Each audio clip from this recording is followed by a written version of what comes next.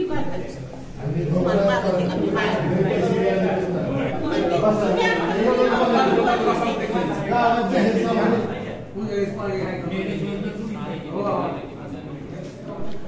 गर्दी याच्यासाठी झाली की उस्मानाबाद ते सोलापूर रेल्वे मार्ग झालाय, त्यात वडगावच्या जमिनी गेलेल्या आहेत। आज त्या जमिनीचा भाव एकरी 50 लाख असताना सुद्धा शासनानं चुकीचं आवाड करून आम्हाला 14 लाख रुपये एकर दिलेला आहे।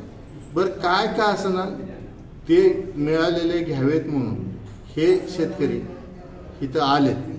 काही शेतकऱ्यांच्या काही तक्रारी होत्या आपसातल्या, त्या तक्रारीची चौकशीची पत्र त्या शेतकऱ्यांना दिली होती। ते शेतकरी सकाळी 10 वाजल्यापासून कार्यालयामध्ये आहेत। या कार्यालयामध्ये बसण्याची व्यवस्था नाही, पाण्याची व्यवस्था नाही, हॉटेल नाही, नाश्ता पाण्याची व्यवस्था नाही। या शेतकऱ्याने स्वतःची इस्टेट 50 लाख एकरच्या ऐवजी 14 लाख रुपये देऊन आज चोरासारखे हे शेतकरी चोरासारखे बसले।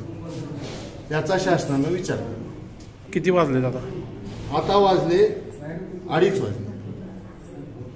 काही लोकांच्या इन्क्वायऱ्या घेतलेत ते, पण आता हे राहिलेले एवढे बसले, यांना बसायलाही जागा नाही, चहा पाण्याला जागा नाही, नाश्त्याला जागा नाही। काय थांबा म्हणले तुम्हाला? थांबाच म्हणले ते थांबा।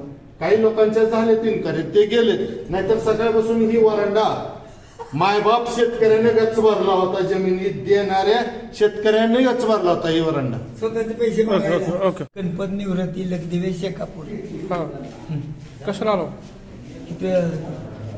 रेल्वे जमीन गेली, पैसे मिळणार नोटीस। काय म्हणले मग? अजून भेटलेच नाही। सकाळी 9 वाजता 11 वाजेपर्यंत बसला, अजून भेटलेच नाही। बरं काय म्हणले? काय म्हणले? भेटच नाही, गर्दी आहे, भेटच नाही झाली अजून, ते बसलो आम्ही। जमीन गेली 2 एकरला 4 गुंठ जमीन आहे। 2 एकरला 4 गुंठ कमी जमीन आहे मला, त्याच्यात 10.5 गुंठ जमीन गेली। हो, त्या जमिनीची ही निष्कारण पैशासाठी कुणी बी अर्ज देते वकील, ही पैसे आमचं अडकून पाडायलेले आहेत अजून। आणि तुम्हाला नंतर आम्ही करून खायचं काय या नवरा बायकोनी? आम्हाला कामधंदा होतो का सांगा?